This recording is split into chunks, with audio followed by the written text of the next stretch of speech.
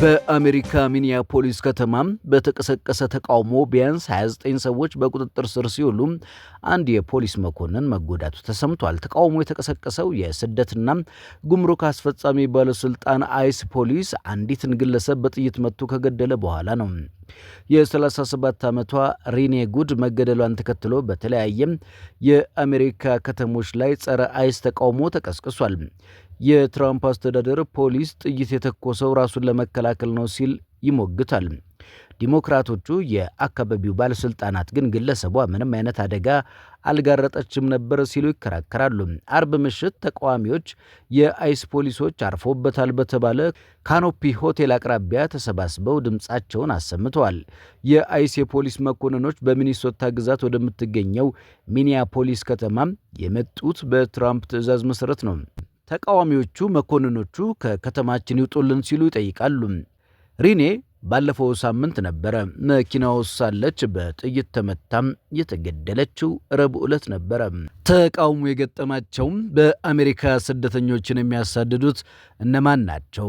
ምንስ ስልጣን አላቸው?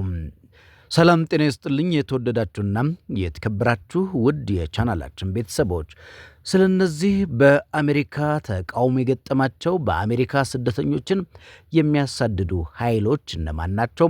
ማንስ ስልጣን ሰጣቸው? የሚለውን ጉዳይ እናነሳለን። ስልጣናቸውስ ምንድን ነው? ወደ ጉዳዩ አልፈናል። በሚኒያፖሊስ የ37 ዓመቷ ሬኒ ኒኮል ጉድ በአሜሪካ የኢሚግሬሽንና የጉምሩክ ተቆጣጣሪ ተቋም መኮንን በተተኮሰባት ጥይት መገደሏ ተቃውሞዎችን ቀስቅሷል። እንዲሁም ተቃውሞ አይስ ላይ ተጨማሪ ምርመራ እንዲደረግበት ወስኗል። ፕሬዚዳንት ትራምፕ ወደ ዋይት ሃውስ ከተመለሱ በኋላ አይስ በሺዎች የሚቆጠሩ ሰዎችን አስሯል። አብዛኞቹ እስሮች የተፈጸሙት ሰዎች በተደበደቡበት ስፍራ ነው። እነዚህ እርምጃዎች ደግሞ የኤጀንሲው ሰራተኞች በመላ አገሪቱ በሚያደርጉት እንቅስቃሴ ተቃውሞ እንዲገጥማቸው አድርጓል። የቢቢሲ ዘገባን በዝርዝር ይዘነው ቀርበናል። አይስ ማን ነው? መቼ ነው የተመሰረተው?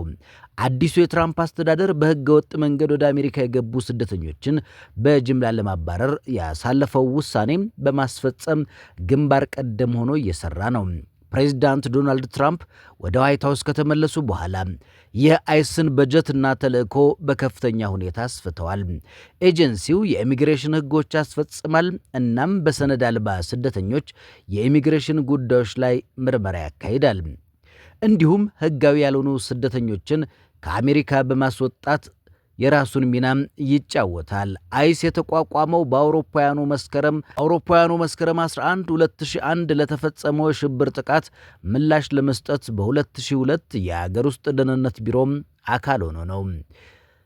ህግ አውጪዎች የአገር ውስጥ ደህንነት ሚኒስቴር ዲኤችኤስ ሲያቋቁሙ አይስ ደግሞ ከንዑስ ኤጀንሲዎች አንዱ በመሆን ተቋቁሟል። የአይስ መኮንኖች ለማሰር ስልጣን አላቸው ወይ? ተቋሙ ተልእኮ የህዝብ ደህንነትና ብሔራዊ ደህንነትን እንደሚያካትት አድርገው ይመለከተዋል። ሆኖም ግን ያላቸው ስልጣን በአሜሪካ ውስጥ ካሉ አማካኝ የአካባቢ ፖሊሶች ተቋማት የተለየ ነው። የተቋሙ መኮንኖች በህገወጥ መንገድ በአሜሪካ ውስጥ እንደሚኖሩ የሚጠረጠሩ ሰዎችን የማስቆም የማሰርና የማቆያ አገልግሎት የመስጠት አላቸው ኃላፊነት። ነገር ግን በተወሰነ ማዕቀፍ ውስጥ ካልሆነ በስተቀር መኮንኖች ላይ ጥቃት ከተፈጸመ ወይም በስራቸው ጣልቃ ካልገባ በስተቀር አሜሪካ ዜግነት ያለውን ግለሰብ የማሰር ስልጣን የላቸውም። ይህ ሆኖ ግን እንደ ፕሮፐብሊካ የዜና ድርጅት ገለጻ በትራምፕ የፕሬዝዳንትነት ዘመን የመጀመሪያዎቹ 9 ወራት ውስጥ የፌዴራል መኮንኖች የአሜሪካ ዜጎችን ያለ ፍላጎታቸው በቁጥጥር ስር የዋሉባቸው ከ170 በላይ ሁኔታዎች ተከስተዋል። እነዚህ ጉዳዮች ህጋዊ ያልሆኑ ስደተኞች እንደሆኑ የጠረጠሯቸውን አሜሪካውያንን ያካትታል። አይስ ኃይል ለመጠቀም ምን ስልጣን አለው? የአይስ የኃይል እርምጃ አጠቃቀም የሚመራው በአሜሪካ ህገ መንግስት፣ በአሜሪካ ህግና የአገር ውስጥ ደህንነት መስሪያ ቤት ባሉት የፖሊሲ መመሪያዎች ጥምረት ነው። በቫንደርቢልት ዩኒቨርሲቲ የህግ ትምህርት ቤት የወንጀል ፍትህ ፕሮግራም ዳይሬክተር ክሪስ እንደሚሉት በህገ መንግስቱ መሰረት የህግ አስከባሪ አካላት ግለሰቡ እነርሱ ወይም ሌላ ሰው ላይ አደጋን የሚጥል ከሆነ ወይም ግለሰቡ ከፍተኛ ወንጀል የፈጸመ ከሆነ ብቻም ከባድ ኃይልን መጠቀም ይችላሉ ሲሉ ተናግረዋል። ነገር ግን በተለያየ ጊዜያት ጠቅላይ ፍርድ ቤቱ በቅጽበት በተላለፈው ውሳኔ የሰው ሕይወት ላጠፋ የኤጀንሲው መኮንኖች ሰፊ ትምህርት ሰጥቷል። በ2023 የወጣው የአገር ውስጥ ደህንነት መስሪያ ቤት ፖሊሲ ማስታወሻ እንደሚያሳየው የፌዴራል ሕግ አስከባሪዎች ከባድ ኃይልን መጠቀም የሚችሉት አስፈላጊ በሚሆንበት ጊዜ ብቻ ነው። እንዲሁ አንድ ፖሊስ በራሱ ወይም በሌላ ሰው ላይ የሞት ወይም ከባድ የአካል ጉዳት ሊያስከትል የሚችልበት ምክንያታዊ እምነት ካለው ከባድ ኃይልን ሊጠቀም እንደሚችል አስፍሯል። አይስ የት ነው የሚንቀሳቀሰው? የኢሚግሬሽንና ጉምሩክ ተቋም አይስ ባልደረቦች በአብዛኞቹ በአሜሪካ ውስጥ የሚያሰማራ ሲሆን የኢሚግሬሽንና ጉምሩክ ተቋም አይስ ባልደረቦቹን በአብዛኛው በአሜሪካ ውስጥ የሚያሰማራ ሲሆን አንዳንድ ሰራተኞች ከአገር ውጭ መድቦ ነገር ግን ስራቸው በአሜሪካ ውስጥ ይሆናል። አይስ የአሜሪካ ድንበርን የሚቆጣጠረው የጉምሩክና የድንበር ጥበቃ ተቋም እህት ኤጀንሲ ነው። ነገር ግን የትራምፕ አስተዳደር ከተለያየ የፌዴራል የህግ አስከባሪ ተቋማት የተውጣጡ መኮንኖች በኢሚግሬሽን አስከባሪነት እንዲሳተፉ ስላደረገ እነዚህ ሚናዎች እየደበዘዙ መጥተዋል። የድንበር ተቆጣጣሪ መኮንኖች በአሜሪካ ውስጥ እየሰሩ ሲሆን ከአይስ ጋር በሚደረጉ ዘመቻዎች ውስጥ ይሳተፋሉ። አይስ በቁጥጥር ስር ያዋላቸው ምን ይገጥማቸዋል? በትራምፕ የስልጣን ዘመን ከሀገር የተባረሩ ስደተኞች ቁጥር ከፍተኛ ነው። አስተዳደሩ እንደ አውሮፓውያን አቆጣጠር ከጥር 20 እስከ ታህሳስ 10 2025 ባሉት ጊዜያት ውስጥ 605,000 ሰዎችን ከአሜሪካ ማስወጣቱን ገልጿል።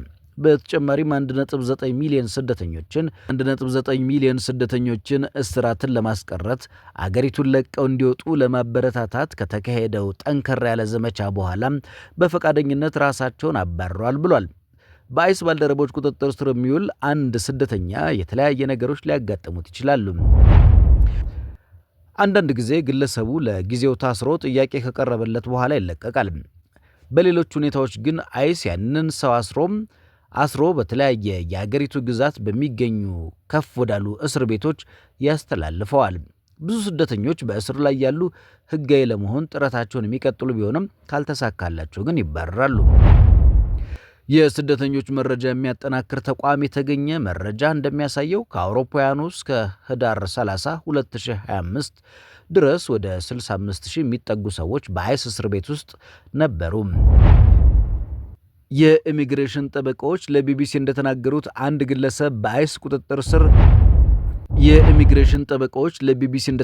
አንድ ግለሰብ በአይስ ቁጥጥር ስር አንዴ ከገባ በኋላ ቤተሰቦች ወይም ጠበቆች የት እንዳለ ለማወቅ አንዳንድ ጊዜ ከቀናት በላይ ሊወስድባቸው እንደሚችል ይነገራል። አይስንና ስደተኞችን በተመለከተ አሜሪካውያን ምን ያስባሉ? አሜሪካውያን የፕሬዝዳንት ትራምፕ የስደተኞች ቁጥጥር ማስፈጸሚያ እቅዶችን በተመለከተ የተለያየ አመለካከት እንዳላቸው የህዝብ አስተያየት መስጫዎች ያሳያሉ። በጥቅምት 2025 ፒው የምርምር ማዕከል የሰራው ጥናት እንደሚያመላክተው ከግማሽ በላይ የሚሆኑ አሜሪካውያን በተወሰነ ደረጃ ህገወጥ ስደተኞችን ማባረር አስፈላጊ ነው ብለው ያምናሉ። ይህ ቁጥር ፒው ባለፈው መጋቢት ወር ያወጣው መረጃም የሚያሳየው ነው። ይህ ቁጥር ፒው ባለፈው መጋቢት ወር ካገኘው መረጃ ጋር ተመሳሳይ ነው። ነገር ግን ተመሳሳይ የህዝብ አስተያየት ጥናት እንደሚያሳየው አሜሪካውያን ስለ ትራምፕ እርምጃ ማስፈጸሚያ ስጋት አላቸው። የህዝብ አስተያየት መስጫው እንደሚያሳየው አብዛኛው የአሜሪካ ጎልማሶች 53 በመቶ የትራምፕ አስተዳደር ህግ ያልሆኑ ስደተኞችን ለማስወጣት በጣም ብዙ እያደረገ ነው ብለው ያምናሉ። ወደ 36 በመቶ የሚሆኑት ደግሞ ይህንን አካሄድ ደግፈዋል።